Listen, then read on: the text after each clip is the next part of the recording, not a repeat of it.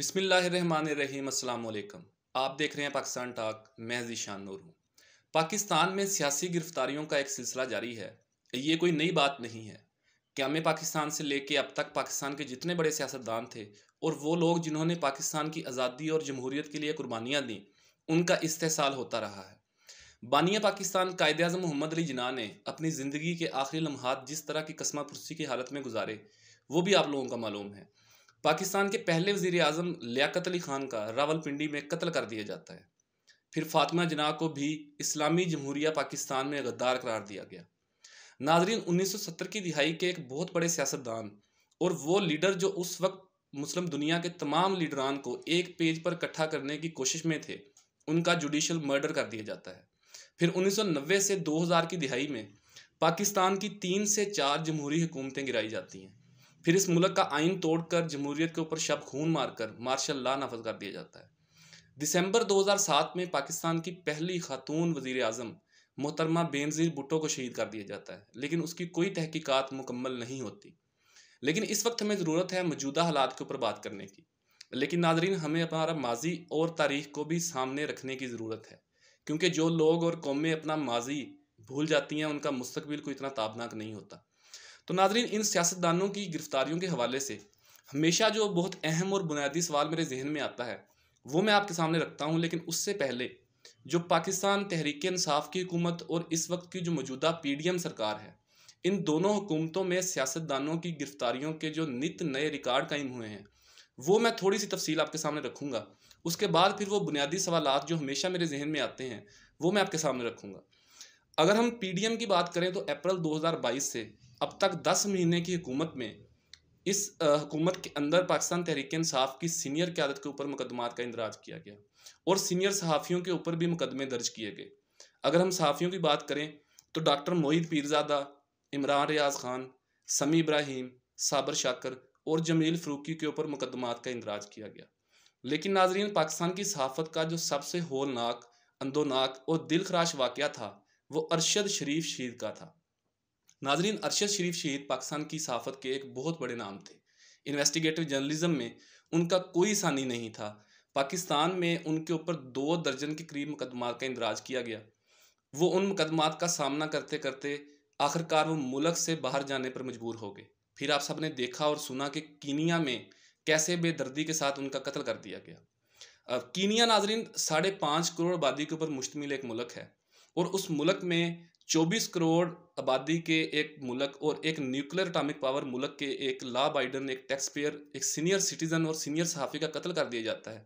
लेकिन हम उनके आला हुकाम से ये पूछने के रवादार भी नहीं हैं कि आपके मुल्क में ये वाक़या कैसे और क्यों पेश आया। ये हमारी हैसियत और औकात है दुनिया के सामने। लेकिन ये case supreme court of Pakistan में ज़ेर समाअत है। लेकिन मुझे कवी उम्मीद है कि ये केस भी वैसे ही हवा में उड़ा दिया जाएगा जैसे पहले। इस मुल्क में कानून नाम की तो वैसे कोई चीज़ नहीं है, रूल ऑफ लॉ नहीं है। लेकिन मुझ समेत और पाकिस्तान की तमाम लोगों की ये दुआएं हैं कि अरशद शरीफ शहीद की फैमिली को इंसाफ मिलना चाहिए। नाज़रीन, अगर हम सियासतदानों की बात करें तो पाकिस्तान तहरीक इंसाफ की सीनियर क़यादत के ऊपर मुकदमात दर्ज किए गए, जिनमें डॉक्टर शीरी मज़ारी और आज़म स्वाति को भी जो है वो पाबंद सलासल किया गया। उसके बाद डॉक्टर शहबाज गिल को भी गिरफ़्तार किया गया। फिर उनका कस्टोडियल टार्चर भी हुआ, उनका जिनसी असाल्ट भी हुआ। उसके बाद फ़वाद चौधरी और शेख रशीद अहमद को भी गिरफ़्तार किया गया। लेकिन नाज़रीन, जो पाकिस्तान तहरीक इंसाफ की 3.5 साल की हुकूमत थी, उसमें भी सियासतदानों की गिरफ्तारियों के नए रिकॉर्ड कायम हुए हैं। और मेरे एक अंदाजे के मुताबिक पाकिस्तान की ये वाहिद जमहूरी हुकूमत होगी कि जिसमें सियासतदानों के ऊपर सबसे ज़्यादा मुकदमात दर्ज किए गए। अगर हम PTI के 3.5 साल दौरे हुकूमत में मुकदमात का एक थोड़ी सी तफसील मैं आपके सामने रखूँ तो पाकिस्तान पीपल्स पार्टी के सीनियर रहनुमा और साबिक़ सदर पाकिस्तान आसफ़ अली ज़रदारी को जून 2019 में गिरफ़्तार किया गया। उन्होंने 6 माह जेल में गुजारे। उसके बाद फ़रयाल तालपुर को भी गिरफ़्तार किया गया, उन्होंने भी 6 महीने जेल में गुजारे। साबिक़ अपोजिशन लीडर कौमी असम्बली खुर्शीद अहमद शाह को भी सितंबर 2019 में गिरफ़्तार किया गया, उन्होंने भी तकरीबन 2 साल जेल में गुजारे। फिर स्पीकर सिंध असम्बली आगा सराय दुरानी को भी दिसंबर 2021 में गिरफ़्तार किया गया, उन्होंने भी तकरीबन 2 साल जेल में गुजारे। नाज़रीन, पाकिस्तान मुस्लिम लीग नून वो जमात है जो PTI के दौरे हुकूमत में ज़ेर ताब रही। पाकिस्तान मुस्लिम लीग नवाज़ का शायद ही कोई बड़ा लीडर होगा, मेन स्ट्रीम लीडरशिप में से शायद ही कोई बंदा बचा होगा कि जिसने जेल की हवा ना खाई हो। अगर हम मुस्लिम लीग नून की गिरफ्तारियों की बात करें तो पीटीआई के 3.5 साल दौरे हुकूमत में पाकिस्तान मुस्लिम लीग नवाज के कायद मियां नवाज शरीफ को जुलाई 2018 में गिरफ्तार किया गया। वो तकरीबन 1 साल जेल में रहे, उसके बाद उनकी बेल हो गई। फिर दोबारा कोर्ट ने उन्हें 7 साल की सज़ा सुना दी। नाज़रीन, मिफ्ता इस्माइल को भी गिरफ्तार किया गया, वो 5 महीने जेल में रहे। उसके बाद जुलाई 2018 में हनीफ अब्बासी को भी कैद कर दिया गया, वो 9 महीने के लिए जेल में रहे। उसके बाद ख्वाजा साद रफ़ीक और ख्वाजा सलमान रफ़ीक को भी गिरफ्तार किया गया, उन्होंने 16 महीने जेल में गुजारे। उसके बाद मरीम नवाज शरीफ ने भी तकरीबन 10 माह जो है वो कैद काटी। मियाँ जवेद लतीफ़ को अप्रैल 2020 में गिरफ्तार किया गया, वो 14 महीने के लिए जेल में रहे। हमजा शहबाज ने तकरीबन 20 महीने कैद काटी। ख्वाजा आसिफ को भी दिसंबर 2020 में गिरफ्तार किया गया, वो 6 महीने के लिए जेल में रहे। नाज़रीन, पाकिस्तान के साबिक़ वज़ीर-ए-आज़म शाहिद खाकान अब्बासी को भी जुलाई 2019 में गिरफ्तार किया गया, उन्होंने भी तकरीबन 7 माह जो है वो जेल काटी। फिर राना सनाउल्लाह के ऊपर एक बड़ा भोंडा किस्म का जो है वो मुकदमा दर्ज किया गया, उन्हें भी जो है वो 7 माह जेल में गुजारने पड़े। उसके बाद एहसन इकबाल ने भी 3 महीने जेल में गुजारे। इसी तरीके से शहबाज शरीफ ने भी तकरीबन 7 महीने के लिए जेल काटी। फिर नवाज शरीफ के जो साबिक़ प्रिंसिपल सेक्रेटरी थे फवाद हसन फवाद, उन्हें 2018 में नैब ने हिरासत में लिया और उन्होंने तकरीबन 30 महीने जेल में गुजारे। इसके अलावा जो पीटीएम की क़यादत थी उसमें अली वज़ीर, मोहसन दावड़ और मंजूर पश्तीन के ऊपर भी मुकदमात का इंदराज किया गया। उसके अलावा टीएलपी के रहनुमा साद रिजवी ने भी 7 महीने के लिए जेल काटी। तो नाज़रीन, ये तो था वो मुआजना जो पीडीएम और पाकिस्तान तहरीक इंसाफ की सरकार में सियासतदानों की गिरफ्तारियों के ऊपर नए रिकॉर्ड कायम किए गए। लेकिन जो बुनियादी और अहम सवाल है वो मैं आपके सामने रखता हूँ। सवाल ये है कि जब भी इन सियासतदानों की गिरफ्तारियां होती हैं तो वो जिस भी दौरे हुकूमत में हों, वो बाद में उससे अपने आप को डिसोन करने की कोशिश करती हैं। अगर पीटीआई के दौरे हुकूमत में जो गिरफ्तारियां हुई हैं वो पीटीआई के रहनुमा कह रहे हैं कि हमने नहीं करवाई, और जो इस वक्त पीडीएम की सरकार में जो गिरफ्तारियां हो रही हैं तो उनके लीडरान भी उससे अपने आप को डिसोन करने की कोशिश करते हैं। तो फिर सवाल ये है कि जब ये लोग गिरफ्तारियां नहीं करवाते तो गिरफ्तारियां कौन करवाता है?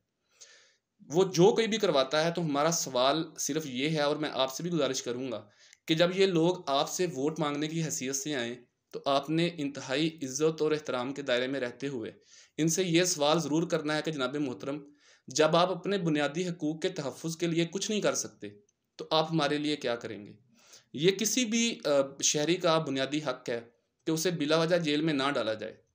लेकिन सियासतदानों की गिरफ्तारियां होती हैं, लेकिन जब ये अपने लिए कोई लेजिस्लेशन नहीं कर सकते तो ये 24 करोड़ लोगों के लिए क्या करेंगे?